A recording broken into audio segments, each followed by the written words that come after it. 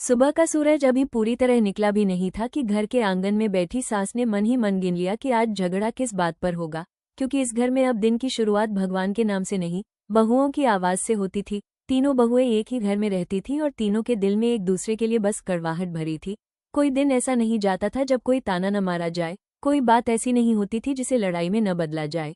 पहली बहू को लगता था कि दूसरी उसे नीचा दिखाने का कोई मौका नहीं छोड़ती। दूसरी को यकीन था कि तीसरी जानबूझकर उसे सबके सामने गलत साबित करती है, और तीसरी को लगता था कि दोनों मिलकर उसी को दबाने की कोशिश करती हैं। असल में तीनों बहुएं अलग अलग डर लेकर इस घर में आई थीं। पहली को हमेशा ये डर रहता था कि अगर वो ज्यादा काम नहीं दिखाएगी तो लोग उसे आलसी समझेंगे। दूसरी हर समय तुलना में जीती थी कि कौन ज्यादा अच्छी बहू कहलाएगी, और तीसरी बाहर से भले ही मजबूत दिखती थी, लेकिन अंदर से सबसे ज्यादा अकेली थी। ये डर आपस में टकराते थे और हर दिन झगड़े का रूप ले लेते थे। सास कई बार सोचती थी कि बेटों की शादियां करके उन्होंने घर बसाया था या रोज का तनाव खरीद लिया था। ससुर ज्यादातर बाहर ही रहते, क्योंकि उन्हें पता था कि अगर बोले तो किसी न किसी की नाराजगी उन्हें ही झेलनी पड़ेगी। तीनों बेटे शहर में नौकरी करते थे और गांव में रह गई थी बस ये तीन बहुएं और बूढ़े माँ बाप। फोन पर जब बेटे पूछते कि सब ठीक है या नहीं, तो सास बस हाँ कह देती थी, क्योंकि सच बोलने से हालात सुधरते नहीं और बिगड़ जाते हैं। दिन बीतते गए, गांव छोटा था, लोग देखते थे, बातें करते थे। कोई कहता तीनों बहुएं साथ नहीं निभा पा रहीं, कोई कहता शहर की लड़कियां हैं। ये बातें बहुओं तक भी पहुंचती थीं। पहली बहू को लगता था सब उसी को दोष दे रहे हैं, दूसरी को लगता था लोग उसकी हंसी का मजाक उड़ा रहे हैं, और तीसरी को लगता था कि वो कहीं भी फिट नहीं हो पा रही। दिवाली आते आते हालात और बिगड़ गए। घर में सफाई के नाम पर भी लड़ाई होने लगी। पहली बहू बोली, हर बार मुझसे ही क्यों? दूसरी ने पलटकर कहा, क्योंकि तुम दिखावा करती हो। तीसरी ने हंसकर कहा, कम से कम दिखावा तो करती है। बात बढ़ गई। उसी दिन पहली बहू ने साफ कह दिया कि अब वो यहाँ और नहीं रह सकती।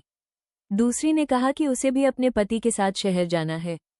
तीसरी ने बिना घुमाए कहा कि अगर इस बार नहीं गई तो वो मायके चली जाएगी। सास ने समझाया, ससुर ने खर्च गिनाए, लेकिन जिद ने किसी की नहीं सुनी। बेटों के चेहरों पर परेशानी थी, क्योंकि गांव में किसी को नहीं पता था कि शहर में तीनों भाई एक ही छोटे से फ्लैट में रहते हैं। 2 कमरे, एक रसोई और किसी तरह चलती जिंदगी। वो जानते थे कि अगर बहुएं वहां पहुंची तो मुश्किल बढ़ेगी, लेकिन उन्हें रोकने की हिम्मत भी नहीं थी। आखिरकार तीनों बहुएं शहर चली गईं। ट्रेन में भी कोई खुलकर बात नहीं हुई। पहली खिड़की से बाहर देखती रही, दूसरी बार बार फोन चेक करती रही, और तीसरी चुपचाप बैठी रही। सास ने पहली बार महसूस किया कि घर कितना शांत हो सकता है, लेकिन उसी शांति में उन्हें एक अजीब सी चिंता भी लगी, जैसे कुछ ठीक होने की जगह और बिगड़ने वाला हो। शहर पहुंचते ही सब खुलकर सामने आ गया। फ्लैट छोटा था, हवा कम थी, कौन सा कमरा किसका होगा, किसकी अलमारी कहाँ जाएगी, रसोई में किसकी बारी है, हर बात बहस बन जाती थी। पहली बहू को लगा कि शहर आकर भी उसे ही एडजस्ट करना पड़ रहा है, दूसरी को लगा कि उसकी कोई अहमियत नहीं, और तीसरी को लगा कि उसे जानबूझकर कॉर्नर किया जा रहा है। पहली रात खाना नहीं बना, क्योंकि हर किसी को लगा कि कोई और बना लेगा। पति ऑफिस से थके लौटे, भूखे थे, लेकिन रसोई में बस खामोशी थी। अगले दिन भी यही हुआ। तीसरे दिन पहली बहू ने खाना बनाया तो दूसरी ने कहा, नमक ज्यादा है। तीसरी ने हंसकर कहा, शहर का खाना सीखने में टाइम लगता है। दिन बीतते गए। बहुएं पूरे दिन घर में बंद रहती। बाहर कोई जान पहचान नहीं थी। गांव की तरह आंगन नहीं था जहां मन हल्का हो जाए। पहली बहू को दिन भर सिर दर्द रहने लगा, दूसरी को नींद नहीं आती थी, तीसरी रात में देर तक जागती रहती थी, फोन स्क्रॉल करती हुई। ऑफिस में तीनों पति चुप रहने लगे थे, बॉस की डांट सुनते और घर लौटकर एक और थकान झेलते। उन्हें लगने लगा था कि वे 2 जिंदगी जी रहे हैं, एक बाहर और एक अंदर। एक रात तीनों पति बालकनी में बैठे थे। न गुस्सा था, न ऊंची आवाज, बस थकान। एक ने कहा, घर अब आराम की जगह नहीं लगती। दूसरे ने कहा, ऐसा लग रहा है जैसे हम सब कुछ खो रहे हैं।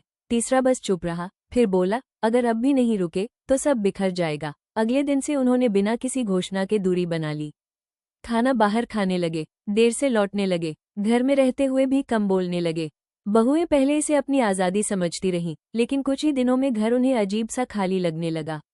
न कोई रोकता था, न कोई पूछता था, और सबसे डरावनी बात ये थी कि अब किसी को किसी से फर्क ही नहीं पड़ रहा था। एक रात बिजली चली गई, पूरा फ्लैट अंधेरे में डूब गया। मोबाइल की रोशनी में तीनों बहुएं एक ही कमरे में बैठी। पहली बार कोई ताना नहीं था। पहली बहू ने धीरे से कहा, हम शहर इसलिए आई थी कि अकेली न रहें, और यहाँ भी अकेली ही है। दूसरी ने सिर झुका लिया। तीसरी की आंखें भर आईं। अगली सुबह कोई बड़ा फैसला नहीं लिया गया, कोई माफी नहीं मांगी गई। बस पहली बहू रसोई में गई, थोड़ी देर बाद दूसरी भी आ गई। तीसरी ने चुपचाप चूल्हा जला दिया। काम अपने आप होने लगा। खाना बना, साधारण लेकिन दिल से। शाम को पति आए, खाना देखा, बैठे। पहली बार किसी ने पूछा, थक गए हो? तीनों पति थोड़े चौंके। एक ने हल्की आवाज में कहा, हाँ। खाने के बाद कोई अपने कमरे में नहीं गया, सब वहीं बैठे रहे। थोड़ी देर की चुप्पी के बाद तीसरी बहू बोली, हमसे भी गलती हुई है। दूसरी ने कहा, हम लड़ते लड़ते भूल गए कि हम यहाँ साथ रहने आए थे। पहली बहू ने बस सिर हिला दिया। उस रात दरवाजे खुले रहे। कुछ दिनों बाद गांव से सास ससुर शहर आए। छोटा सा फ्लैट था, जगह कम थी, लेकिन माहौल बदला हुआ था। सास ने रसोई में देखा, तीनों बहुएं साथ काम कर रही थीं। कोई परफेक्ट नहीं थी, पर कोई अकेली भी नहीं थी। रात को दिया जलाया गया। दिवाली देर से आई थी, लेकिन इस बार सच में आई थी। घर छोटा था, पर अब उसमें लड़ाई से ज्यादा समझ रहने लगी थी। हर घर में कभी न कभी ये खामोश लड़ाइयाँ होती हैं। अगर आपको अपनी कहानी की झलक मिली हो तो लाइक करें, शेयर करें और ऐसी ही कहानियों के लिए सब्सक्राइब करें।